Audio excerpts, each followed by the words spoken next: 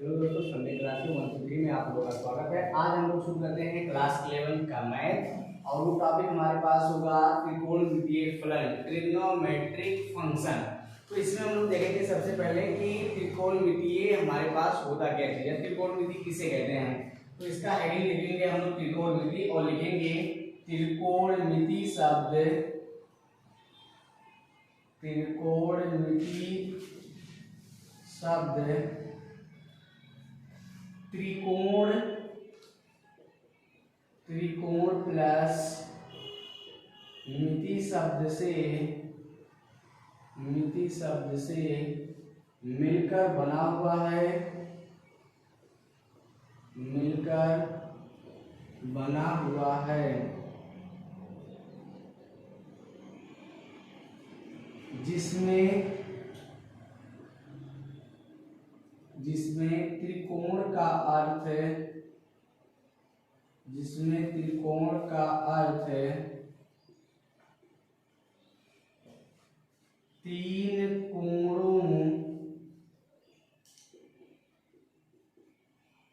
कोणों से बनी आकृति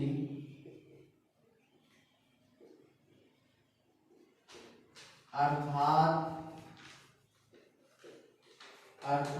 त्रिभुज, अर्थात त्रिभुज होता है।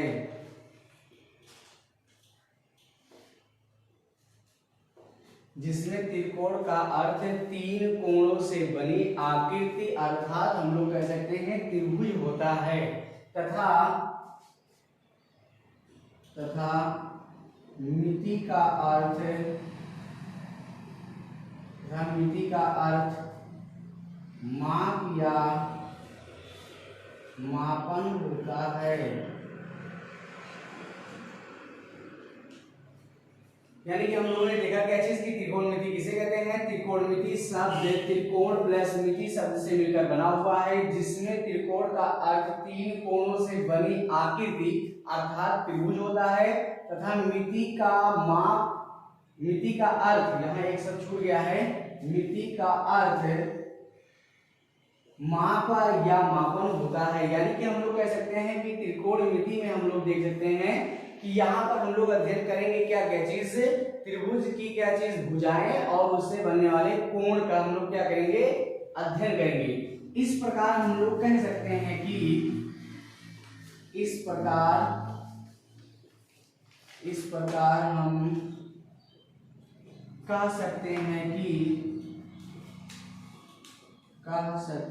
कि त्रिकोणमिति में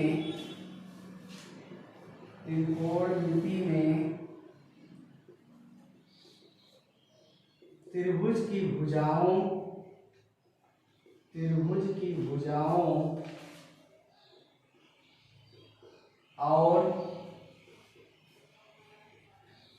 भुजाओं और इस प्रकार हम कह सकते हैं कि त्रिकोणमिति में त्रिभुज की भुजाओं और उनके कोणों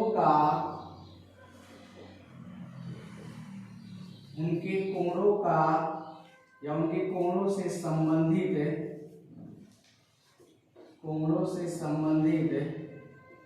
प्रश्न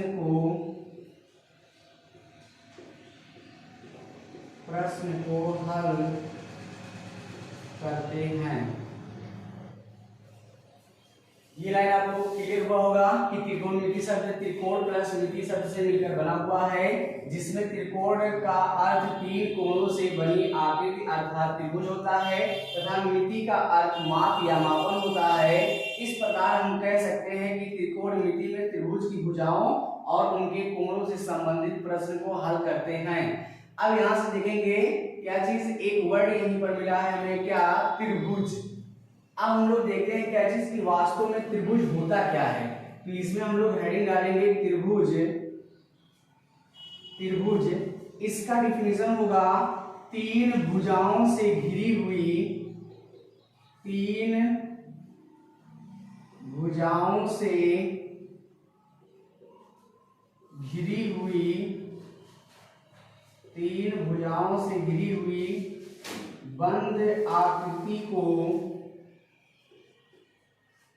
बंद आकृति को त्रिभुज कहते हैं, त्रिभुज कहते हैं।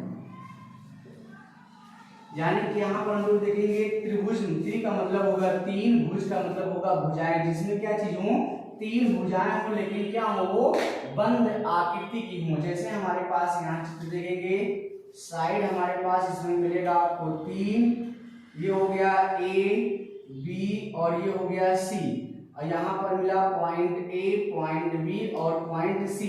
इसमें तीन साइड देखेंगे हमारे पास मिला, एक ए बी, दूसरा बी सी और तीसरा क्या मिला, ए सी। यानी कि इसमें जो हमारे पास त्रिभुज होगा, त्रिभुज के तीन साइड होंगे इसमें, और तीन क्या होंगे, कोण।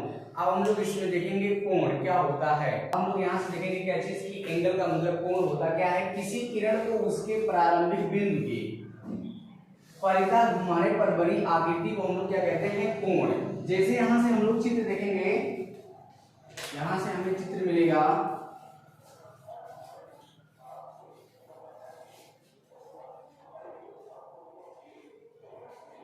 ये रहा हमारे पास क्या चीज, प्रारंभिक भुजा। इसको हम लोग कहेंगे प्रारंभिक भुजा। ये हो गया प्रारंभिक भुजा, और ये कहलाएगा अंतिम भुजा, अंतिम भुजा। यानी कि यहाँ से देखो कहा गया कैसे, इसकी प्रारंभिक बिंदु के परिता, इस ये हमारे पास हो गया प्रारंभिक बिंदु, इसके परिता अगर हम लोग क्या करेंगे, इसको घुमाएंगे, ये हमेशा क्या बनेगा, इसके बीच बना जो चीज होगा ये कहलाएगा क्या चीज, कोण। ये क्या कहलाएगा, कोण, या इसको कह सकते हैं कोण की माप, कोण की माप। यानी कि यहाँ से प्रारंभिक भुजा के परिता, इस प्रारंभिक भुजा के क्या किया हमने, परिता मतलब चारों ओर घुमाने से जो बनने वाली आकृति होती है उसको हम लोग कहेंगे क्या चीज, कोण। अब कोण की माप देखो किसे कहते हैं, प्रारंभिक भुजा को अंतिम भुजा के घुमाव को ही हम लोग कहते हैं क्या चीज, कोण की माप। तो यानी कि यहाँ से हम लोग एक शब्द जोड़ सकते हैं, यहाँ से ये लिख सकते हैं प्रारंभिक भुजा, प्रारंभिक भुजा से अंतिम भुजा, अंतिम भुजा तक के घुमाव को, के घुमाव की मात्रा को कोण की माप कहते हैं, कोण की माप कहते हैं। यानी कि अगर आप देखेंगे ये हमारे पास हो गया प्रारंभिक भुजा, और इसके परिता हम लोग घुमाए क्या चीज, अंतिम भुजा तक, तो इसके बीच का जो होगा क्या चीज, भाग वो कहलाता है कोण की माप। अब इसमें हम लोग देखते हैं क्या चीज की, क्या कोण का जो अंश होगा, डिग्री जिसे कहते हैं, क्या ये निगेटिव भी हो सकता है कि पॉजिटिव ही रहता है। तो हम लोग जानते हैं क्या चीज की, जो अंश होगा, कोण होगा, वो धनात्मक, यानी कि यहां लिख सकते हैं कोण अंश, लिखिए एक वर्ड अंश, अंश का मतलब वही डिग्री, धनात्मक और ऋणात्मक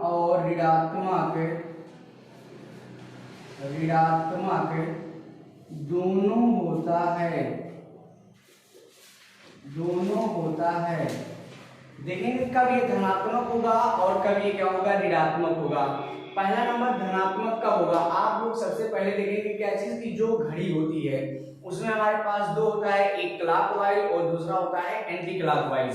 ये देखिए यहाँ पर हम लोग क्या करेंगे, घड़ी बनाएंगे, ये हो गया 12, 6, 3 और ये हो गया क्या चीज 9, और इसका हो गया ये बिंदु, ये हो गई हावर्स का, ये हो गया मिनट का, और ये हो गई मान लीजिए क्या चीज सेकंड। ये तीन हमारे पास होती हैं। अब इसमें देखेंगे क्या चीज कि अगर यहाँ पर ये जो सुई है ये क्लॉकवाइज में चलती है, अगर क्लॉकवाइज में बनेगा ये क्या चीज एंगल, तो वो हमेशा क्या होगा, ऋणात्मक होगा। क्या होगा, ऋणात्मक। मतलब अगर घड़ी के दिशा में हम लोग लेकर चलेंगे, ये मान लीजिए हमारे पास प्रारंभिक बिंदु हो गया। अब ये प्रारंभिक बिंदु से यानी कि प्रारंभिक भुजा से अगर हम लोग इस डायरेक्शन में आएंगे घड़ी के, तो ये बनने वाला जो एंगल हमारे पास होगा वो क्या होगा, हमेशा ऋणात्मक होगा। यानी कि देख सकते हैं क्या चीज का एग्जांपल ऋणात्मक का, ये हमारे पास प्रारंभिक बिंदु हो गया या भुजा, तो इस भुजा को क्या करेंगे, क्लॉकवाइज यानी कि घड़ी की दिशा में जब ऐसे मेजरमेंट करेंगे, तो मान लीजिए हमारे पास ये यहाँ बन गया, तो ये जो हमारे पास एंगल बनेगा ये कैसा एंगल होगा, ये ऋणात्मक अंश होगा।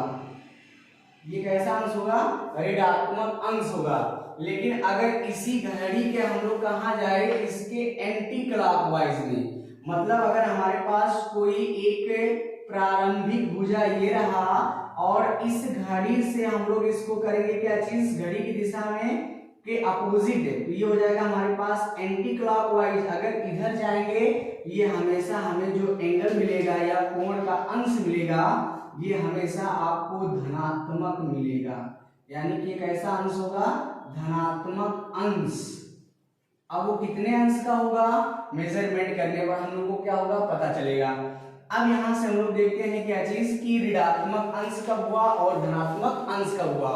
ऋणात्मक अंश कब होगा, जब घड़ी के चलने की दिशा में बना हुआ जो एंगल होगा वो ऋणात्मक अंश होगा, और घड़ी के विपरीत दिशा में बनने वाला जो कोण होगा उसे हम लोग कहेंगे धनात्मक। तो इस पॉइंट को हम लोग लिखेंगे यहां पर, यहां लिखेंगे अगला पॉइंट, घड़ी के दिशा में, घड़ी के चलने की दिशा में, घड़ी के चलने की दिशा में बनने वाला कोण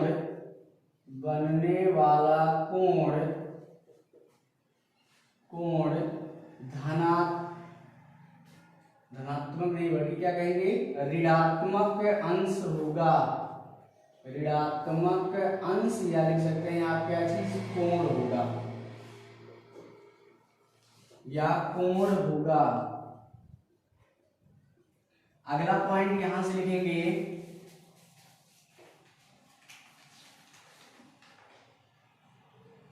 अगला पॉइंट आपको मिलेगा घड़ी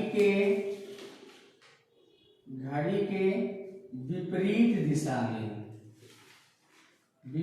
दिशा में यानी कि एंटी क्लॉकवाइज में बनने वाला कोण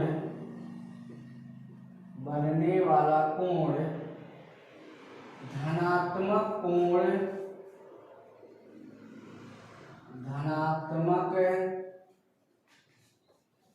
या अंश होगा। यानी कि ये चीज समझ में आ गया होगा क्या चीज की, जो हमारे पास एंगल होगा यानी कि कोण वो ऋणात्मक भी होता है और हमें क्या चीज मिलता है भैया, धनात्मक भी होता है। अब इसी के आधार पर हम लोग देखेंगे क्या चीज की, जो त्रिभुज के मापने यानी कि कोण के मापने की जो 3 प्रणालियां मुख्य रूप से हैं वो कौन कौन सी हैं। तो इसमें हम लोग हेडिंग डालेंगे,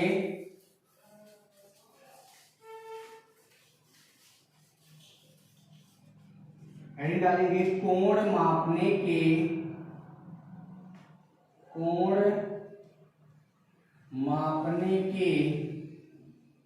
प्रमुख या प्रचलित, कोण मापने के प्रचलित 3 पद्धति।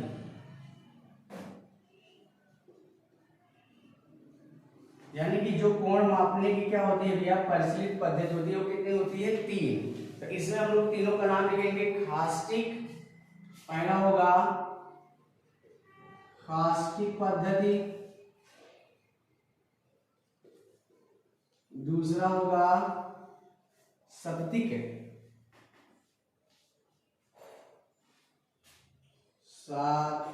पद्धति, और तीसरा हमारे पास होगा वृत्तीय पद्धति। तीसरा क्या होगा हमारे पास, वृत्तीय पद्धति, यानी कि यहां से देखेंगे कोण मापने के परिचित जो हमारे पास है वो कितनी विधियां हैं, यानी कि कितने पद्धति हैं, 3 पद्धति है। पहला हमारे पास कास्टिक पद्धति होगा, दूसरा हमारे पास सातिक पद्धति और तीसरा हमारे पास क्या होगा, वृत्तीय पद्धति। अब कास्टिक पद्धति देखेंगे ये क्या होता है, अगर कोई भी हमारे पास रेखा क्या हो, क्षैतिज दिशा में हो, जैसे इस प्रकार से, ये किस दिशा में है, क्षैतिज दिशा में है, और यहाँ पर कोई एक रेखा ऐसा हो जो क्या हो, ऊर्ध्वाधर हो, ऊर्ध्वाधर हो, ये जो बनने वाला कोण होगा ये क्या कहलाएगा, समकोण कहलाता है। ये कैसा कोण होगा, तो यहाँ पर लिखेंगे समकोण होगा, यानी कि कोई एक रेखा ऐसी हो जो क्षैतिज में हो और दूसरा हमारे पास कैसी हो, ऊर्ध्वाधर हो, तो इससे बनने वाला जो बीच का कोण होगा उसे हम लोग कहते हैं समकोण। और समकोण को यानी कि हम लोग कह सकते हैं कितने डिग्री का होता है, 90 डिग्री, 90 अंश का। अब इस 90 अंश को क्या करेंगे, 90 भाग में डिवाइड करेंगे, यानी कि 90 भाग में डिवाइड करेंगे तो एक अंश कितनी बार होगा, 90 बार होगा। अब यहाँ से देखते हैं क्या चीज की हमारे पास इसमें मिलेगा आपको मिनट, यानी कि एक अंश को देखेंगे क्या चीज की वो होगा क्या चीज, 1 मिनट के, यानी कि 1 मिनट बराबर कितना, 60, यानी कि 1 आवर्स में हमारे पास होता है 60 मिनट, तो 1 मिनट बराबर कितना, 60 सेकंड होगा।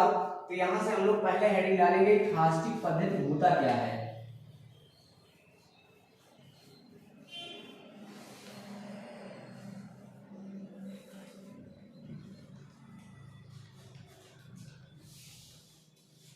हेडिंग डालेंगे कास्टिक पद्धति।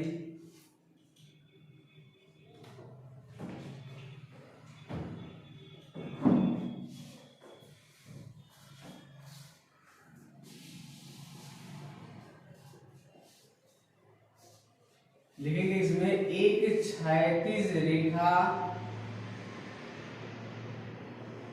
एक क्षैतिज रेखा तथा एक ऊर्ध्वाधर रेखा के, तथा एक ऊर्ध्वाधर रेखा के, एक क्षैतिज रेखा तथा एक ऊर्ध्वाधर रेखा के मध्य बने कोण को समकोण कहते हैं,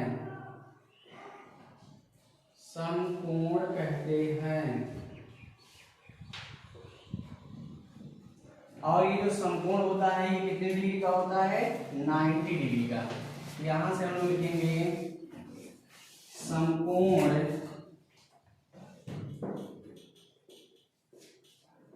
समकोण 90 अंश का होता है। अब इस 90 अंश को क्या करेंगे, 90 पार्ट में डिवाइड करेंगे, कितने पार्ट में, 90 पार्ट में, और प्रत्येक कितना होगा भैया, एक एक अंश से मिलकर के कितनी बार होगा, 90 बार। यानी कि इसका अगला पॉइंट लिखेंगे यहां से, 90 अंश को 90 भाग में बांटते हैं तो हमें एक अंश 90 बार प्राप्त होता है। कितनी बार प्राप्त होता है, 90 बार प्राप्त होता है। अंश का होता है, फिर यहाँ से देखेंगे 90 अंश को 90 भाग में बांटते हैं तो हमें एक अंश कितना बार, 90 बार प्राप्त होता है। एक अंश के कोण को 60 बराबर भागों में बांटते हैं, जिसके प्रत्येक भाग को 1 मिनट कहते हैं। 1 मिनट के कोण को हम लोग क्या करेंगे, फिर 60 भागों में बांटते हैं, जिसके प्रत्येक भाग को 1 सेकंड कहते हैं। और एक समकोण बराबर कितने अंश का होता है, 90 डिग्री का। एक अंश बराबर होगा 60 मिनट और 1 मिनट बराबर होगा क्या चीज, 60 सेकंड। अगर हम लोग देखते हैं इसमें मेजरमेंट करने के लिए कोण में, तो अगर यहाँ पर किसी भी ऐसे 45 के ऊपर 1 डैश लगा होगा तो ये हमेशा बताएगा मिनट। अगर इसके ऊपर डबल डैश ऐसे लगा होगा तो ये हमेशा आपको बताएगा क्या चीज, सेकंड। तो आज के लिए बस इतना ही, और हम लोग क्या करेंगे, कल से इस टॉपिक को आगे बढ़ाएंगे। जय हिंद, जय भारत।